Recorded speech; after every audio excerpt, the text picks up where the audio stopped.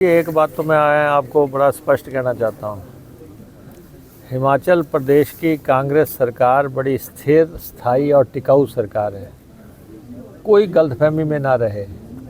कोई जो लोग गुमराह कर रहे हैं कि जो है सरकार जो है चली जाएगी, उनको मैं स्पष्ट कर देना चाहता हूँ, ये सरकार पे कोई आंच नहीं आ सकती। पशुपालकों का रखा ख्याल, दूध का समर्थन मूल्य देकर पूरी की गारंटी। हिमाचल प्रदेश हिंदुस्तान का पहला राज्य बना जहां गाय के दूध पर और भैंस के दूध पर मिनिमम सपोर्ट प्राइस दिया गया, एमएसपी दिया गया।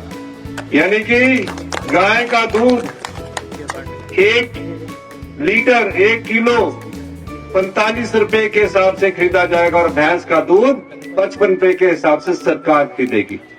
ऐसा क्यों? ऐसा इसलिए कि जो गांव में बैठा हुआ किसान है उसके हाथों में पैसा पहुंचे।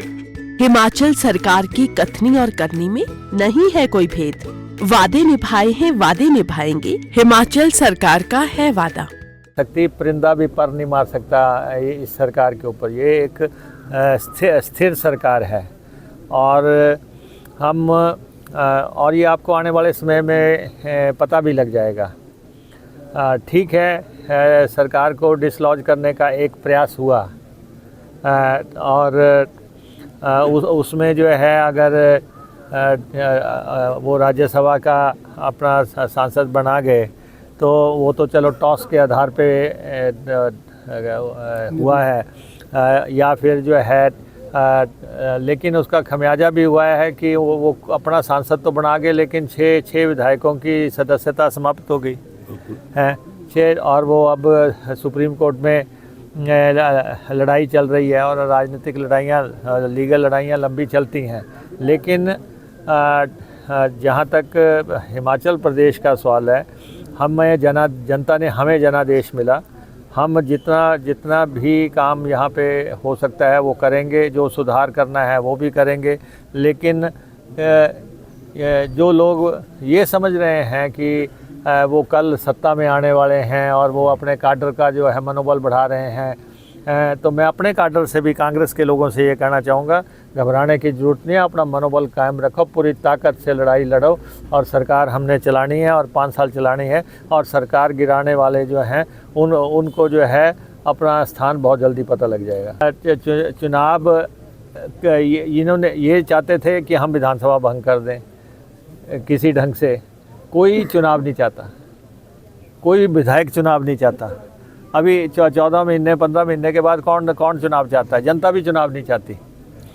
इसलिए एक इन्होंने प्रयास किया है कि इन्होंने शोर मचाया कि हम विधानसभा भंग कर देंगे। विधानसभा कहीं भंग नहीं होने जा रही है और विधानसभा निरंतर चलेगी। और जहाँ तक लोकसभा का सवाल है,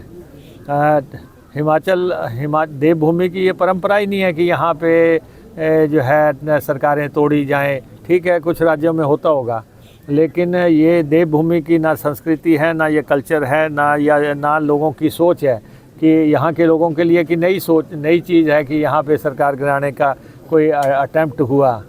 और वो अटेम्प्ट जो है मुकम्मल नहीं हो पाया। और अब हम पूरी तरह सजग हैं। सरकार पूरी तरह जो है पूरे हर तरफ आँख कान नाक सब खुले हुए हैं। अब मैं आपको बताता हूँ, जो हो गया सो हो गया, इससे आगे की कल्पना कोई भी ना करे। दैनिक सवेरा टीवी में आपका स्वागत है। मैं हूँ ऊना से राजीव बनोट, अपने सहयोगी लखवीर लक्की व सतविंदर लठ के साथ। आज हमारे साथ थे अभी मुख्यमंत्री हिमाचल प्रदेश के मुकेश अग्निहोत्री। उन्होंने जमकर के आज भाजपा पर हमला बोला। उन्होंने कहा कि सरकार को डिसलॉज करने का प्रयास हुआ लेकिन वो फेल हो गया। उन्होंने कहा राज्यसभा में चाहे भाजपा अपने प्रत्याशी को टॉस के आधार पर जिताने में किस्मत ने साथ दे दिया हो, लेकिन 6 विधायकों ने व्हिप का उल्लंघन करके अपनी सदस्यता खत्म कर ली है और ये लड़ाई कानून की और राजनीति की लंबी चलती है। पर उन्होंने साफ शब्दों में कहा कि इस सरकार पर परिंदा भी पर नहीं मार पाएगा, ये सरकार मजबूती से चलेगी। और भाजपा के जो लोग ये कहते हैं कि सरकार तोड़ देंगे, सरकार टूट जाएगी, वो किसी गलतफहमी में ना रहें। और उन्होंने साफ किया कि लोकसभा चुनावों में भी डट करके चलेंगे। और उन्होंने कहा कि अब सरकार के आँख नाक कान सब खुले हैं और कांग्रेस के कार्यकर्ताओं को भी उन्होंने साफ स्पष्ट संदेश दिया है कि कार्यकर्ता निकल पड़े, जोर के साथ कांग्रेस के साथ चलें, नेताओं के साथ चलें, कांग्रेस की नीतियों के साथ चलें। हिमाचल में सबका मान सम्मान होगा और जो जो कमी है उस सबको दूर करेंगे। अब देखना यह है कि मुकेश अग्निहोत्री ने जो कहा है उस पर सरकार आगे कितना बढ़ती है, कांग्रेस कितना एक्टिव होती है। फिलहाल मुकेश अग्निहोत्री के इरादे साफ हैं कि सरकार पर परिंदा पर नहीं मार पाएगा। ऊना से दैनिक सवेरा टीवी के लिए अपने सहयोगी लखवीर लक्की व सतविंदर लठ के साथ राजीव भनोट।